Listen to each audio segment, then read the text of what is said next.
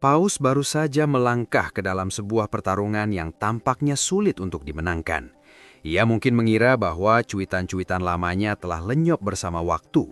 Ia mungkin berpikir bahwa akun media sosialnya yang dahulu, yang berisi pandangan kritis terhadap Trump, Vance, dan gagasan America First akan menghilang begitu saja saat asap putih membumbung di atas Kapel Sistina. Namun, begitulah internet bekerja. Hampir tidak ada yang benar-benar hilang. Jejak digital seakan memiliki ingatan yang panjang. Dan kini, Paus Amerika pertama dalam sejarah Gereja Katolik itu berada di tengah pusaran perdebatan politik yang melibatkan Presiden Amerika Serikat. Dan ini barangkali hanyalah permulaan.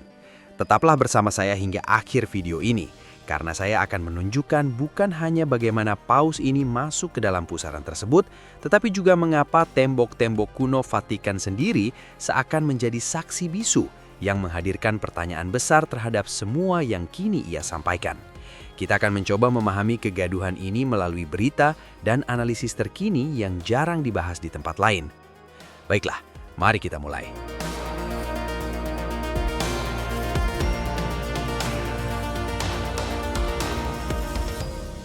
Paus Leo yang ke-14, yang lahir dengan nama Robert Francis Prevost di Chicago, Illinois, pernah memiliki akun Twitter dengan nama pengguna @Dr. Prevost.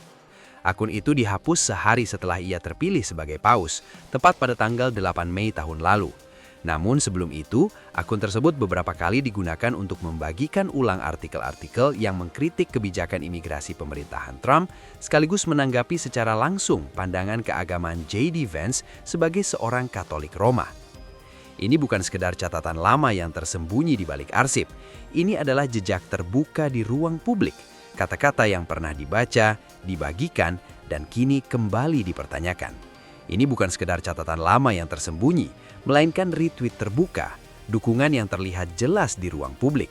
Artikel-artikel yang ia bagikan kembali memuat judul seperti J.D. Vance keliru, Yesus tidak pernah meminta kita mengukur kasih kepada sesama.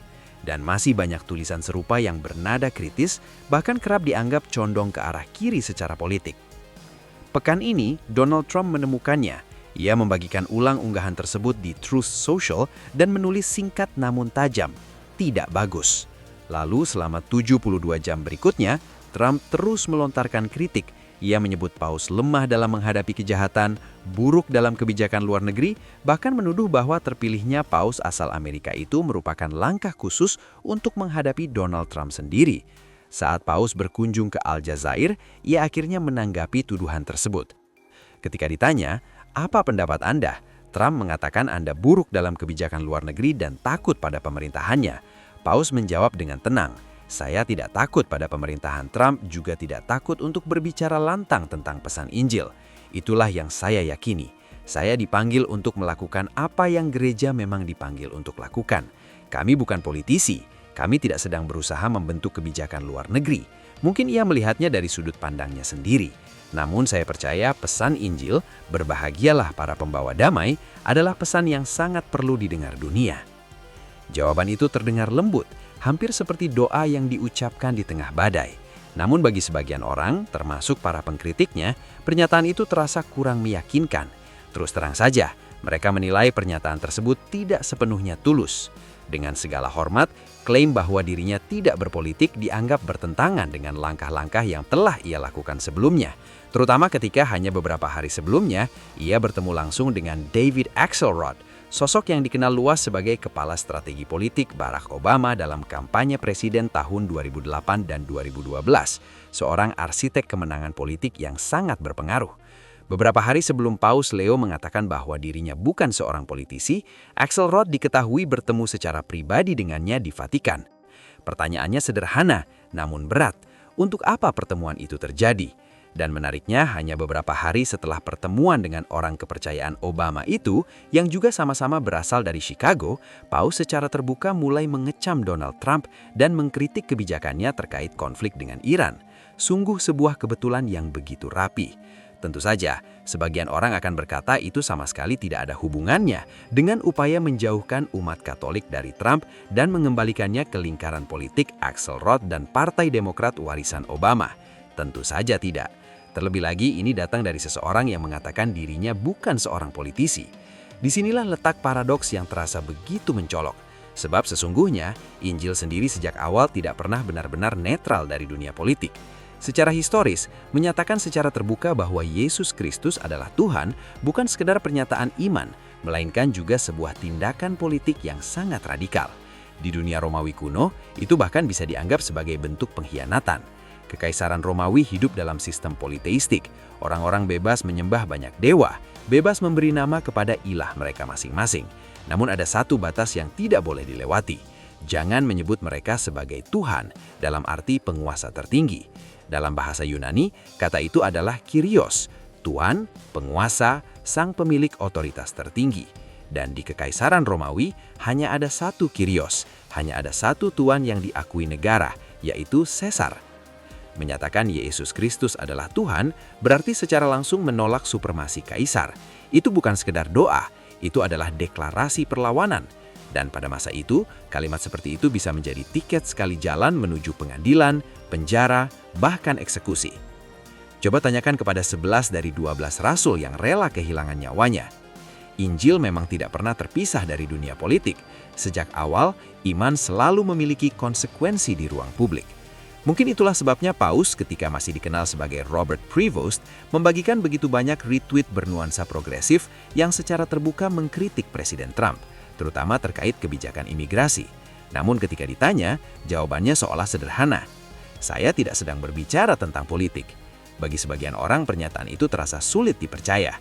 Salah satunya adalah Tom Homan, seorang Katolik taat yang juga dikenal sebagai tokoh kuat dalam kebijakan perbatasan Amerika. Ia menanggapi dengan nada yang tegas. Saya tidak berbicara atas nama presiden. Saya berbicara sebagai seorang Katolik seumur hidup. Saya berharap mereka tidak ikut campur dalam masalah imigrasi jika mereka tidak benar-benar mengerti apa yang sedang terjadi.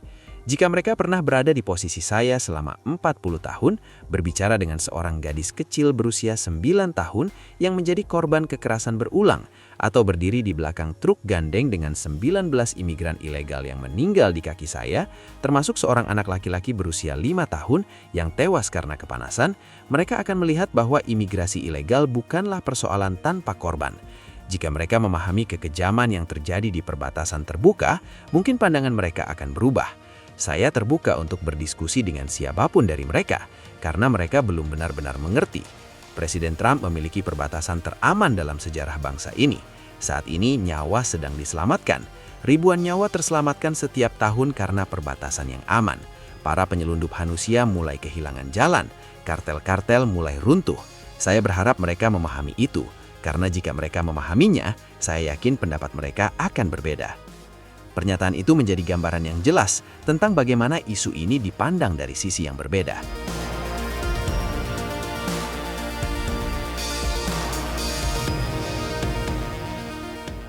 Bagi para pengkritik Paus, pandangannya tentang Trump, perang, dan kebijakan perbatasan bukan sekadar refleksi teologis atau pertimbangan moral semata. Mereka melihatnya sebagai sikap politik yang sangat nyata, bahkan dianggap selaras dengan pandangan kiri progresif modern. Di mata mereka, perdebatan ini bukan lagi soal doktrin, melainkan soal cara memandang dunia. Apakah perbatasan adalah perlindungan atau justru simbol penindasan?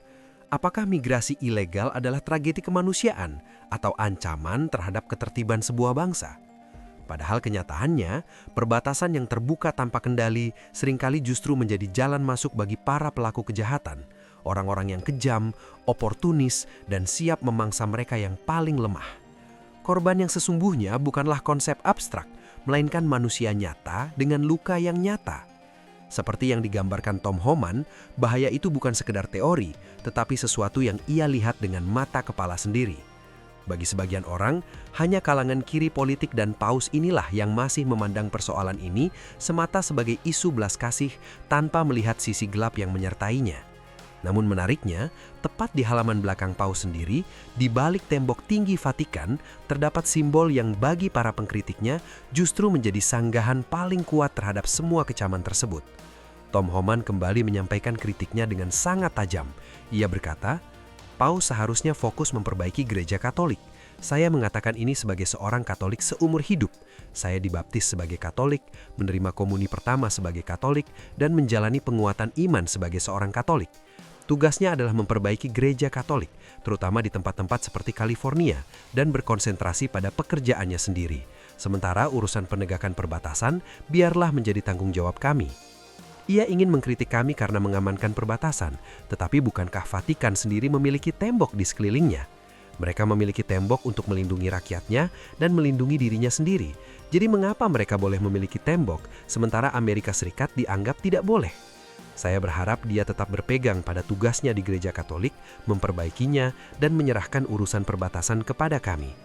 Itu adalah kritik yang tajam, bahkan bagi banyak orang terasa tidak nyaman untuk didengar. Namun di balik kata-kata itu, ada satu pertanyaan yang sulit diabaikan.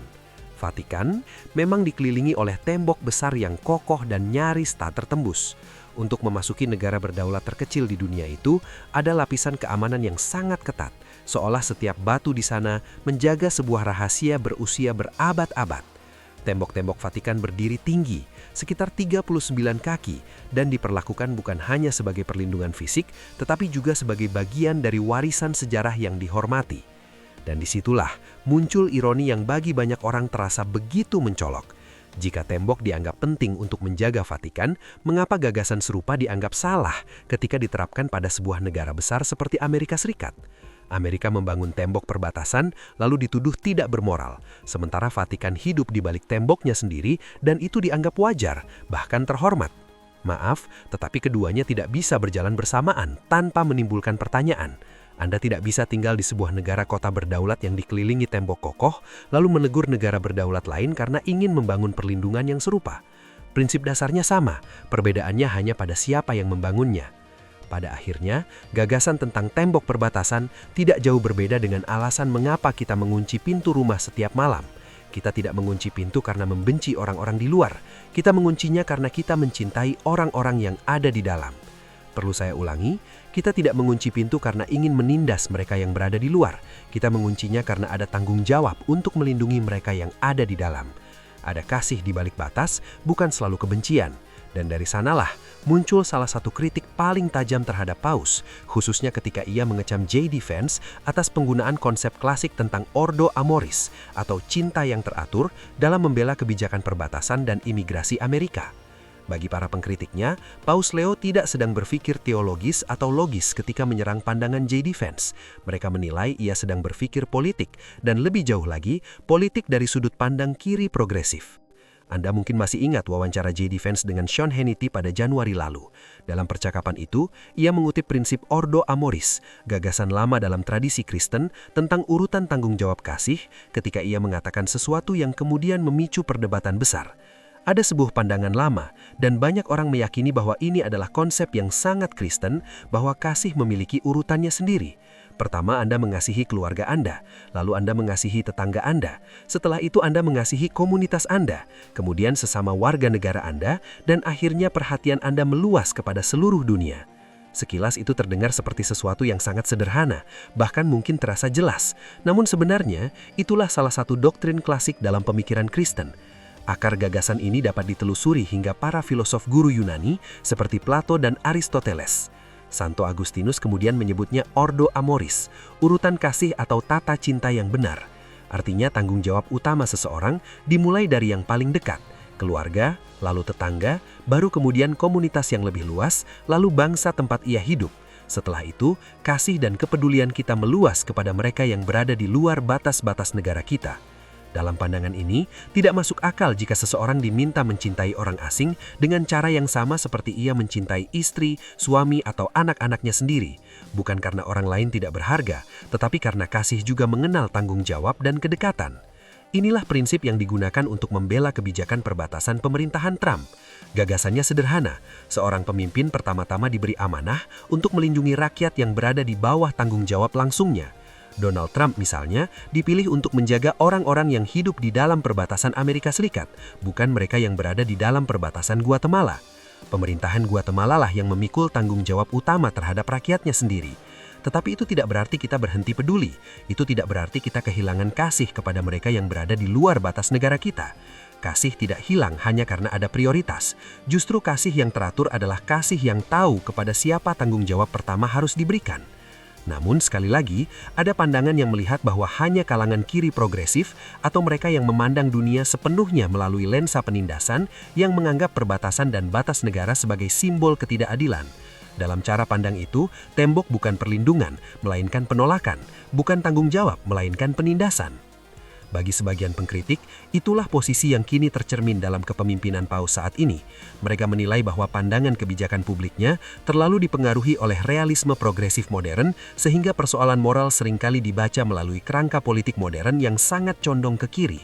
Dan tentu saja, bagi mereka ini bukan persoalan baru. Selama beberapa dekade, ada anggapan bahwa modernitas liberal telah meresap jauh ke dalam tubuh gereja Katolik, bahkan hingga ke tingkat tertinggi, termasuk kepausan, di mana banyak pernyataan sosial dan politik sering dibungkus dalam bahasa yang dianggap menyerupai kerangka Marxis kebudayaan. Mereka juga mempertanyakan mengapa kritik keras sering diarahkan kepada tokoh seperti Donald Trump, tetapi jauh lebih jarang terdengar terhadap para aktor global yang dianggap mengambil keuntungan dari kekacauan perbatasan terbuka. Nama-nama seperti George Soros sering disebut dalam perdebatan ini, begitu pula dengan para aktivis dan hakim yang oleh para pengkritik dianggap telah membiarkan para pelaku kebiasaan kembali ke jalan-jalan hingga korban-korban tak bersalah kembali berjatuhan. Pertanyaan serupa juga diarahkan pada sikap Vatikan terhadap rezim-rezim otoriter. Mengapa kritik terhadap Partai Komunis Tiongkok, rezim-rezim Islam yang represif, atau pemerintahan seperti Iran terasa jauh lebih lembut dibandingkan kritik terhadap tokoh-tokoh politik barat tertentu? Mengapa Paus terlihat lebih keras kepada Donald Trump daripada para penguasa yang jelas-jelas menindas kebebasan beragama dan hak asasi manusia? Bagi para pengkritiknya, jawabannya sederhana. Mereka percaya bahwa Vatikan telah menerima kenyataan bahwa modernitas liberal telah menang, dan karena itu, satu-satunya bahasa politik yang dianggap sah adalah bahasa kiri progresif. Bagi mereka ini bukan hanya kesalahan politik, tetapi juga kegagalan membaca zaman, kegagalan memahami momen peradaban besar yang sedang berlangsung saat ini. Pada akhirnya, pertanyaannya kembali sederhana, namun sulit diabaikan. Vatikan memang dikelilingi oleh tembok besar yang kokoh dan nyaris tak tertembus. Selama pertanyaan itu belum dijawab dengan jujur, orang-orang akan terus menanyakannya, sebab tembok-tembok itu masih berdiri dan begitu pula suara mereka yang mempertanyakannya.